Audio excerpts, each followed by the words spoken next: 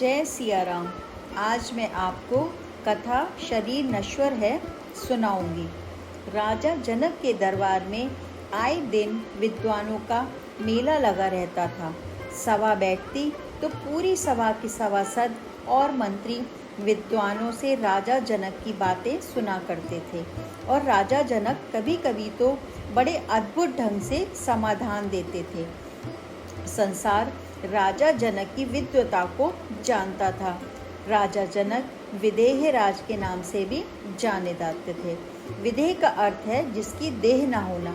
एक दिन उनके एक मंत्री ने उनसे कहा, महाराज, लोग आपको विदेही ऐसे नामों से पुकारते हैं, जबकि हम देखते हैं कि आपका तो शरीर है। तो आपको ये उपाधि, ये नाम कैसे मिला, ये हम जानना चाहते हैं। राजा जनक ने कहा, इसका जवाब किसी और दिन दूंगा। बात वहीं खत्म हो गई। अगले दिन राजा जनक ने सभा में उसी मंत्री की ओर इशारा करते हुए कहा कि इन मंत्री जी से राजकीय कार्य में एक बड़ी चूक हो गई है, इन्हें मृत्यु दंड दिया जाता है। ऐसा कहकर राजा जनक ने फांसी देने का दिन और समय भी तय कर दिया। वो मंत्री घबरा गया, हाथ पैर कांपने लगे। वो सोचने लगा कि ऐसा क्या हो गया जिसके लिए मृत्यु दंड दिया जा रहा है, लेकिन राजा से सवाल नहीं कर सकते थे। वो मंत्री भी विद्वान था। उसने सोचा, राजा ने सजा दी है तो उसे मानना चाहिए। दिन गुजरने लगे। आखिर वो दिन भी आ गया जब मंत्री को फांसी लगाई जानी थी। मंत्री फांसी से कुछ 3-4 घंटे पहले राजा जनक ने उस मंत्री को अपने महल में बुलवाया। मंत्री उनसे मिलने पहुँचे। कुछ देर में मौत होने वाली है, ये सोचकर वे बेचैन भी था।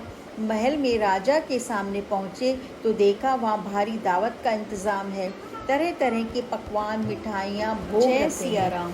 आज मैं आपको सेवा के कथा लिए शरीर नश्वर राजा है जनक सुनाऊंगी। मंत्री से राजा जनक के दरबार में आए दिन विद्वानों का मेला लगा रहता मर था। चुकी थी। सभा उसे बैठती तो आज तो होने पूरी वाली सभा फांसी की ही चिंता और थी। मंत्री फिर भी राजा विद्वानों के से आगे राजा तो जनक की बैठकर बातें भोजन सुनाने करने लगे लगे थे। भोजन और राजा करके जब जनक उठे कभी कभी तो राजा जनक बड़े ने उनसे अद्भुत ढंग पूछा, से आपको समाधान भोजन देते कैसा थे। लगा?